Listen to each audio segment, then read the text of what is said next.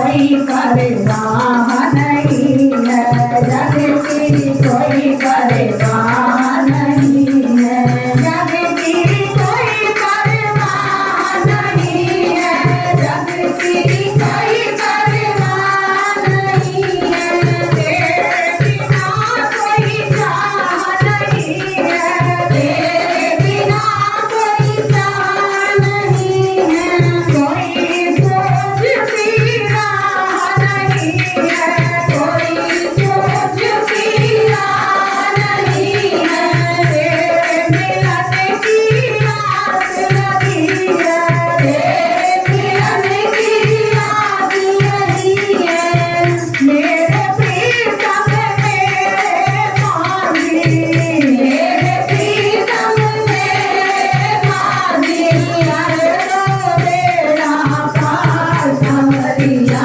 रे चल पर ले पार, सांवरिया रे चल पर ले पार, सांवरिया रे चल पर ले पार, सांवरिया रे चल पर ले पार, जहाँ विराजे सतगुरु आनंद, जहाँ विराजे सतगुरु आनंद, अंजवेली सरकार, सांवरिया रे चल कर ले पार, सांवरिया रे चल कर ले पार, सांवरिया ले चल पर ले पार। गुरु महाराज जी ने हमें बड़े ही सुंदर शब्दों में समझाया, प्यारे महाराज जी ने, कि हम वासी उस देश के जहाँ जात वर्ण कुल नाही, शब्द मिलावा होत है और देह मिलावा नहीं। हम इस वासी देश के नहीं हैं। हम इस देश में आकर मृत्यु लोक में बड़े खुश होते हैं, प्रसन्न होते हैं कि ये मेरा मकान, ये मेरी दुकान, मैं इतना धनवान, लेकिन यहाँ हमारा कुछ भी नहीं। संत जन कहते हैं कि हम वासी उस देश के, किस देश के? उस पार ब्रह्म के, सचखंड देश के हम वासी हैं, जहाँ आत्मा और परमात्मा का मिलाप होता है। हम वासी उस देश के जहाँ जात वर्ण कुल नहीं, ना वहाँ कोई छोटी जात है, ना कोई बड़ी जात है, ना कोई अमीर है, ना कोई गरीब है, सब उस परमात्मा की हम आत्माएं हैं। शब्द मिलावा होते है, देह मिलावा नहीं। वहां इस देह का कोई काम नहीं, वहां आत्मा और परमात्मा का ही काम है।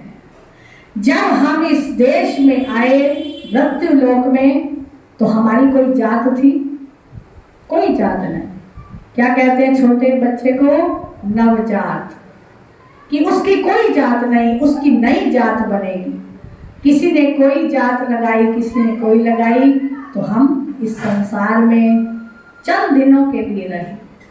लेकिन जब संत सतगुरु मिल जाते हैं, वो पूर्ण सतगुरु हमें अज्ञान को हटाकर ज्ञान की रोशनी करते हैं, तो समझाते हैं कि तुम्हारा ये शरीर पंच भौतिक है।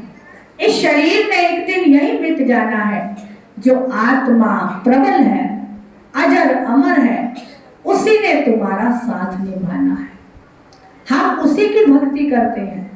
उस आत्मा के होते हुए हम चल रहे हैं, फिर रहे हैं, उठ रहे हैं, बैठ रहे हैं, जब तक वो चेतन सत्ता हमारे अंदर है। यदि चेतन सत्ता ना हो तो हम जड़ हो जाएंगे, शव हो जाएंगे। इस परमात्मा की हम जितनी भी महिमा गाएं, उसका जितना भी गुणगान करें, उतना ही कम है।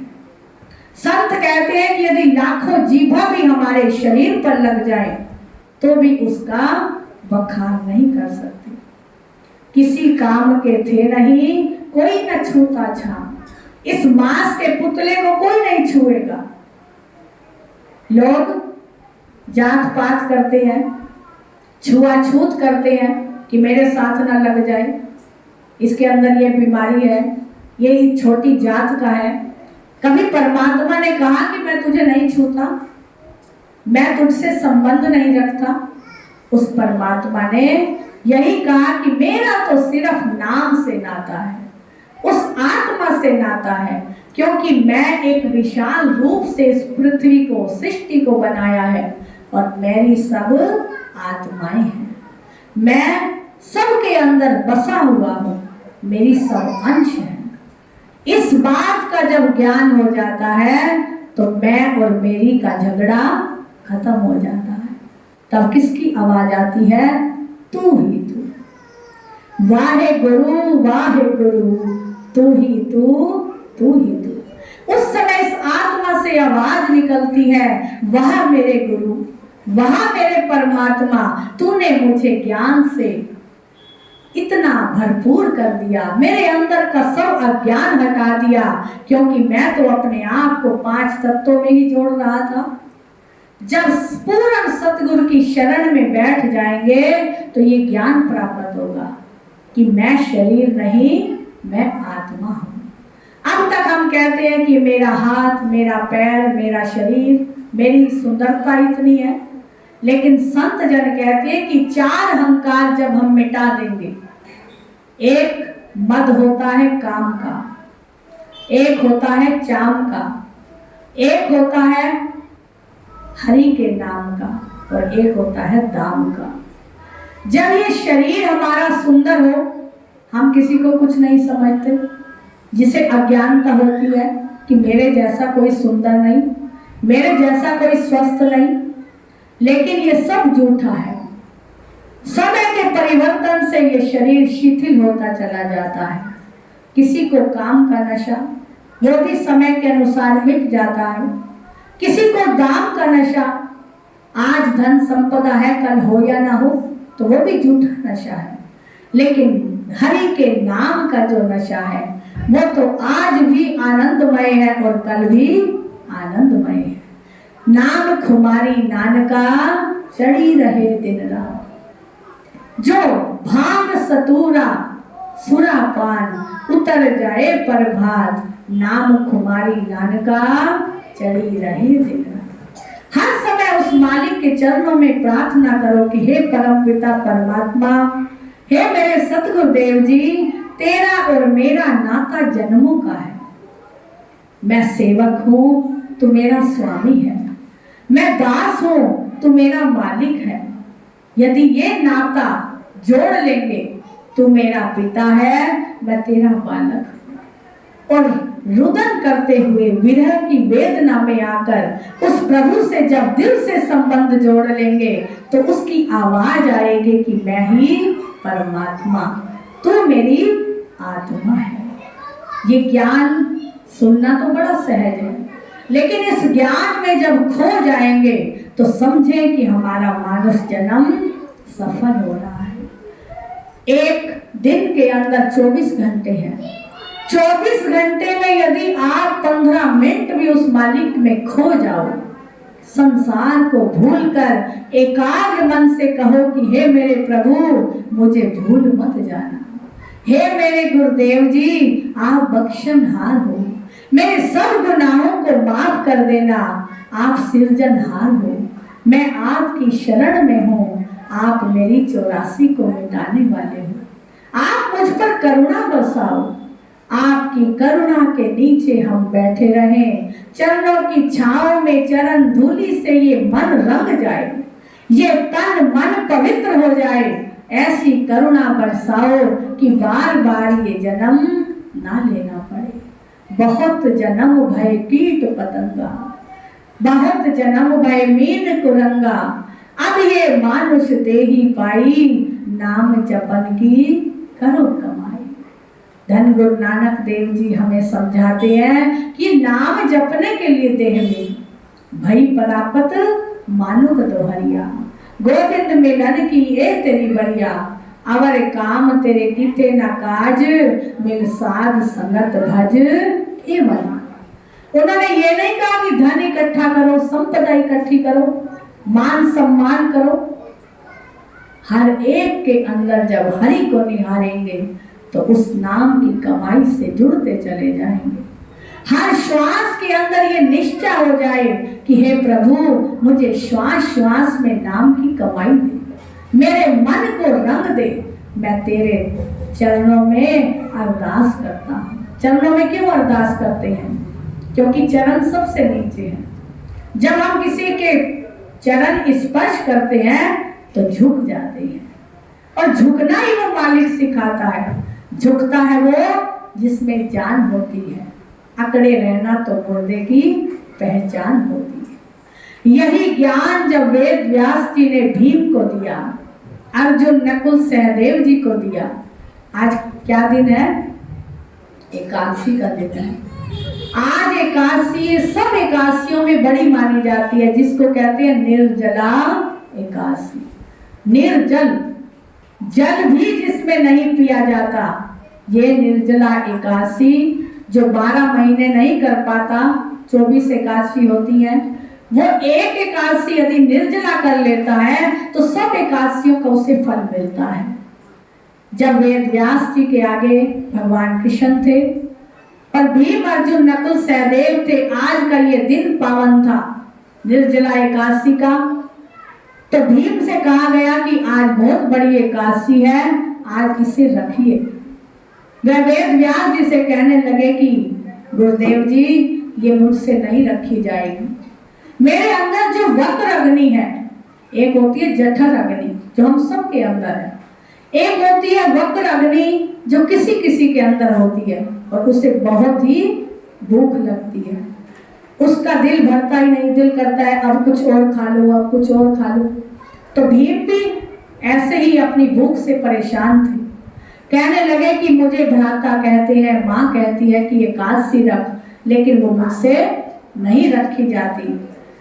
वेद व्यास जी कहने लगे कि जो ये एकादशी रखता है उसकी 84 मिट जाती है, उसके जन्म मरण के बंधन प्रभु काटते हैं, उसे नरकों के द्वार नहीं मिलते, उसे प्रभु का द्वार मिल जाता है। लेकिन भीम कहने लगे कि मुझसे ये कठिन काम नहीं होगा। वेद व्यास जी कहने लगे कि तो तुम्हारा जन्म सफल कैसे होगा यदि प्रभु के नाम सिमरन में, व्रत में नहीं रहोगे, तो ये मानुष जन्म बेकार चला जाएगा। भीम कहने लगे कि प्रभु, मैं 12 एकादशी तो रख नहीं सकता, यदि मैं एक समय भोजन ना खाऊं तो भी परेशान हो जाता हूं, मुझे बार बार भूख लगती है।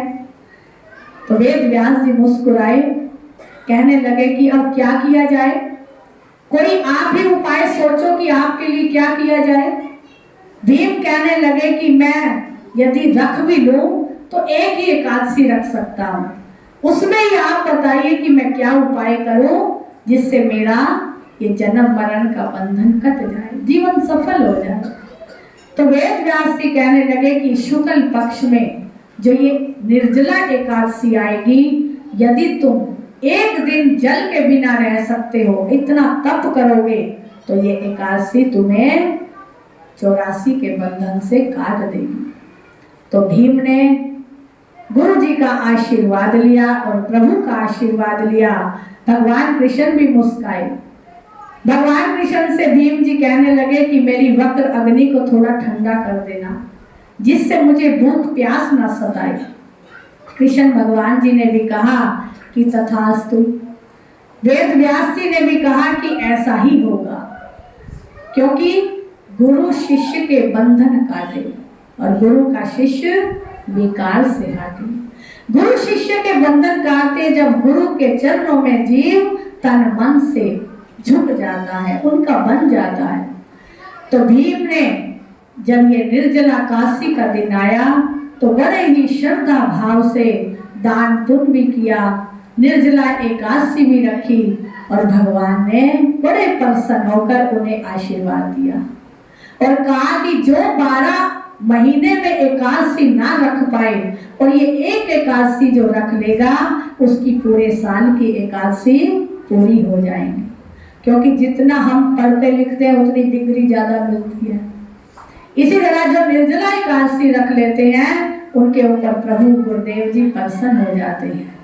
तो जो निर्जला नहीं रख पाते वो 12 महीने रखते रहे, लेकिन हर जीव को एकादशी रखनी अवश्य चाहिए, क्योंकि इसी तरह ही हम प्रभु के चरणों में जुड़ते चले जाते हैं। हमारा भाव पूरे दिन बना रहता है कि आज हमारा व्रत है, आज हमने प्रभु के लिए भोग बनाना है, आज हमने प्रभु का सिमरन करना है, आज हमने सत्संग में जाना है। आज देखिए कितने अच्छा शोभा आपकी हो रही है, आप सत्संग में आए। तो ये पूरे 24 घंटे आज प्रभु के नाम में निकल गए। तो घड़ी वही अच्छी जो मालिक के नाम होती है, सुबह होती है, शाम होती है, इसी तरह जिंदगी तमाम होती है। अरे घड़ी तो वही अच्छी जो सतगुरु दीनदयाल के नाम होती है। तो सभी को एकादशी के व्रत की लाख लाख बधाइयाँ, क्योंकि इसमें हम तन से, मन से, धन से, वाणी से 4 तरह का दान करते हैं। नहीं तो कभी हम कुछ रह जाते हैं, कभी कैसे रह जाते हैं। आप तन से आए, मन से प्रभु का सिमरन किया, तन से सत्संग में बैठे और वाणी से प्रभु का गुणगान किया, हाथ से दान पुण्य किया, सबने किया आज। नहीं तो कोई कुछ भूल जाता है, कोई कुछ कर। ये बड़ी एकादशी सभी को याद रहती है कि आज निर्जला एकादशी है, घरे पंखे वाली एकादशी है। हमारे पूर्वज भी आज के दिन प्रसन्न होते हैं, क्योंकि जो हम घड़ा देते हैं पानी डाल के, कोई लोटा देते हैं, कोई कुछ बर्तन देते हैं, तो जो वो हम जल समर्पित करते हैं, भर कर लाते हैं, वो हमारे पूर्वजों को पहुंच जाता है। तो सभी तरह से प्रभु ने ये समय बनाए कि तरह तरह से हम उत्सव मनाते रहें। इसी तरह कुछ ना कुछ जीवन में करते रहें, हमारा जीवन का कल्याण हो जाए। बरसियापति रामचंद्र भगवान की जय, वृंदावन बिहारी लाल की जय, राधा रानी सरकार की जय। आओ सभी प्रभु चरणों में अपनी हाजिरी लगाएंगे कि ओही घड़ी सुलखणी जड़ी शो दे नाल बिहारी। हाथों को खोलते हुए, मुख से बोलते हुए हमारे बीना बहन जी एक भजन सुनाएंगे। आइए अपनी एक हाजिरी लगा दो, 10 मिनट है, ये घड़ी 15 मिनट आगे है।